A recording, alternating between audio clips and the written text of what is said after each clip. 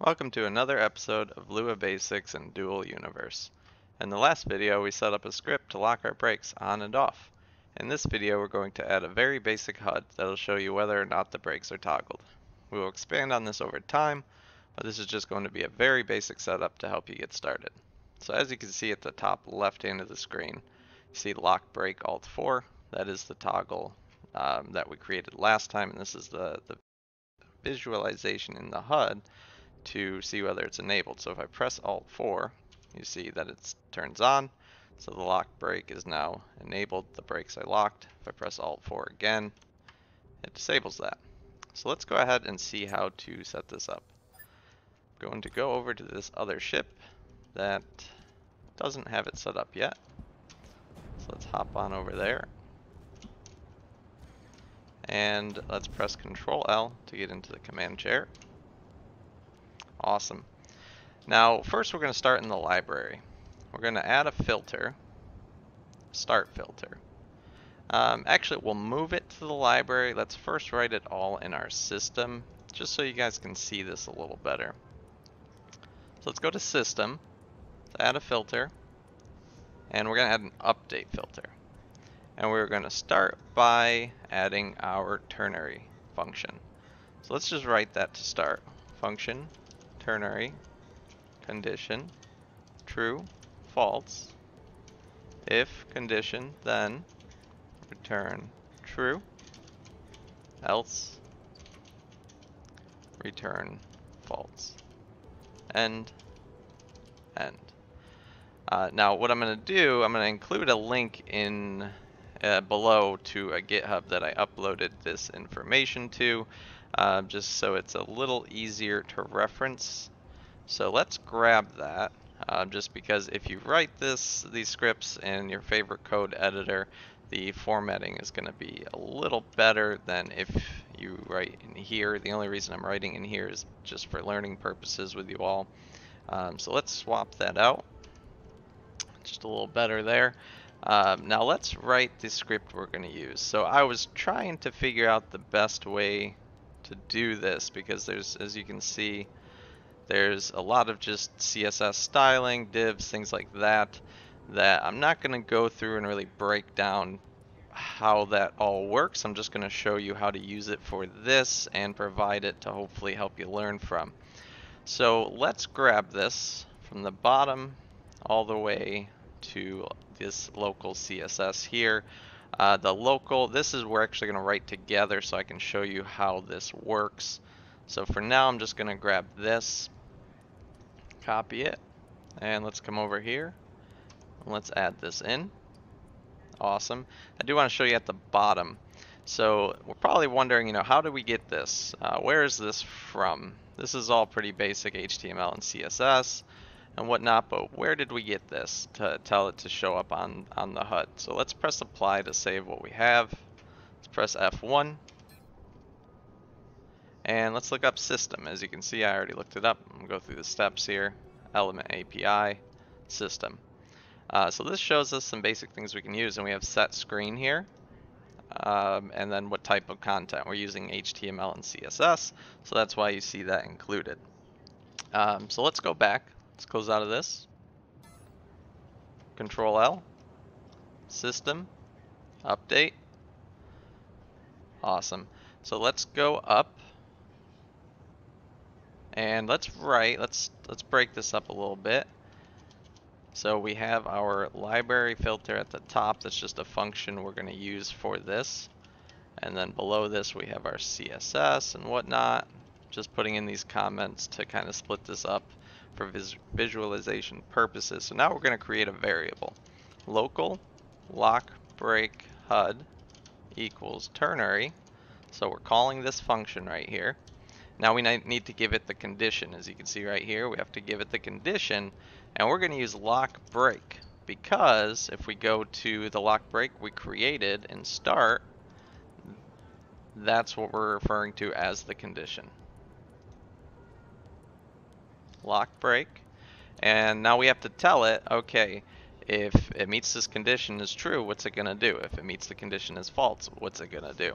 So we are going to have it call div class equals on if it's true, and if it's false, and actually we have to add the closing div there. And then if it's false, it's going to call div class equals off. Closing div. Perfect. That should be correct, but if not, it will give us a script error and we will come check out what we might have mistyped there.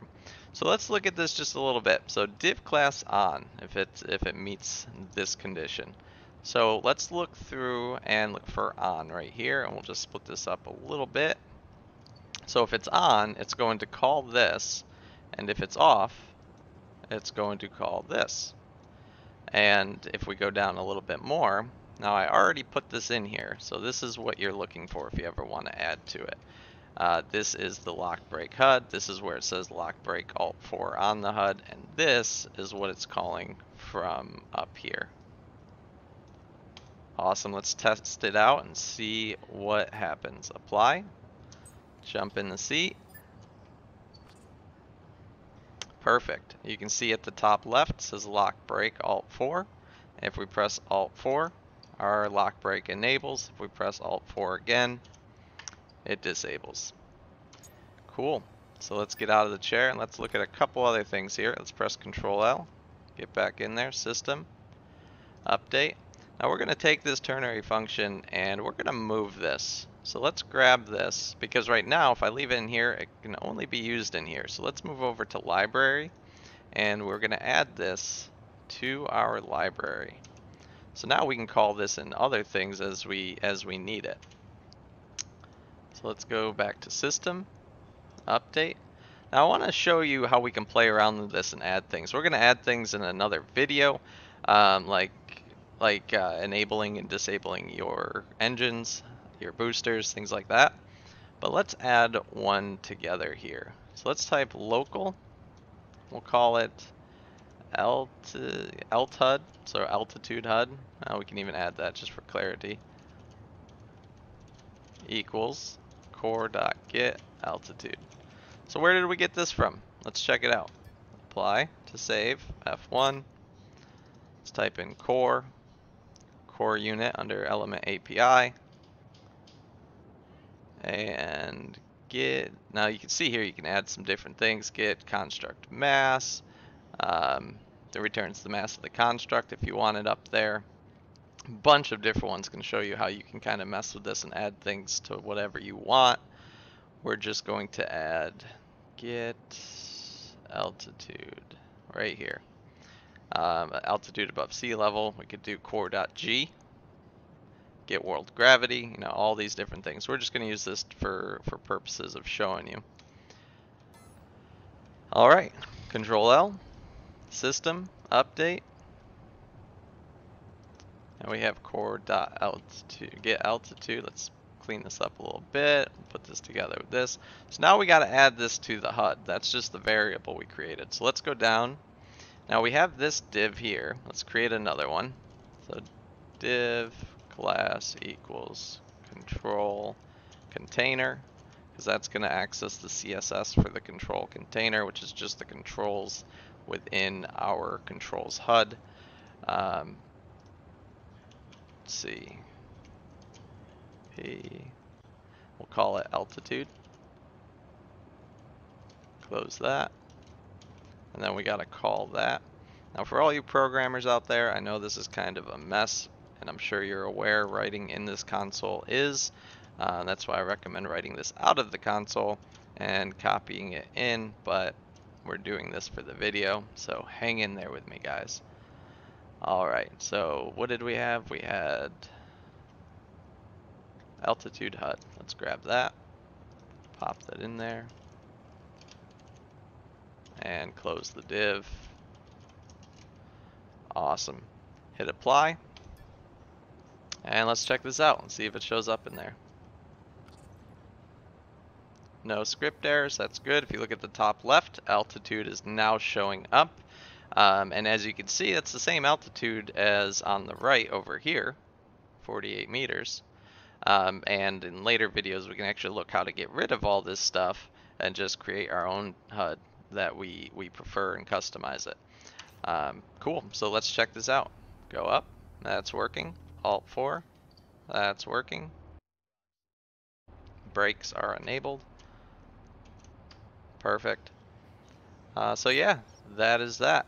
Now please keep in mind there's a million ways to do this. This is just one. There's also different ways to write that CSS and HTML. I'm sure some people are going to say, hey, you could have done it this way.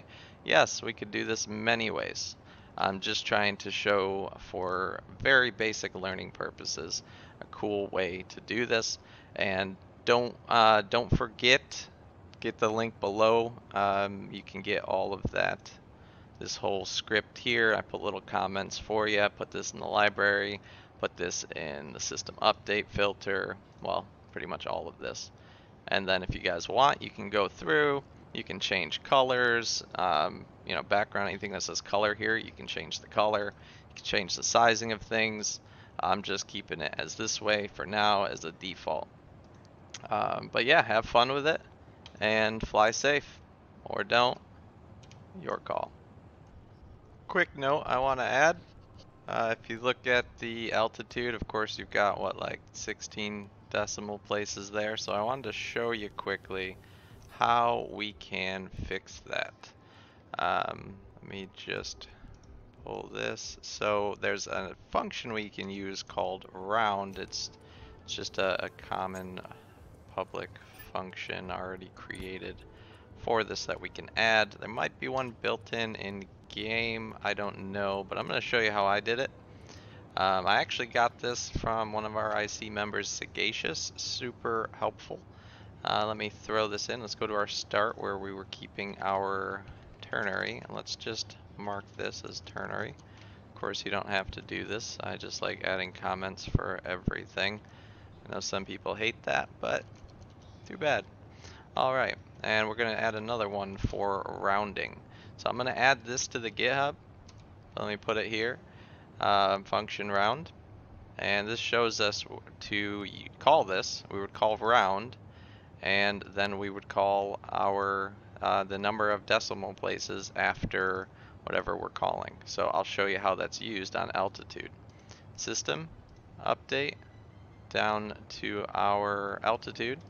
And we're going to call round, and then we're just going to put a comma after this, or comma 2. We'll round to the second decimal place, and look how simple that was. We're just calling our round function. So let's check it out. Apply, and awesome. As you can see at the top left, 48.09 is a bit cleaner, and you can mess with that however you want. I just wanted to show you that super quickly. Cool.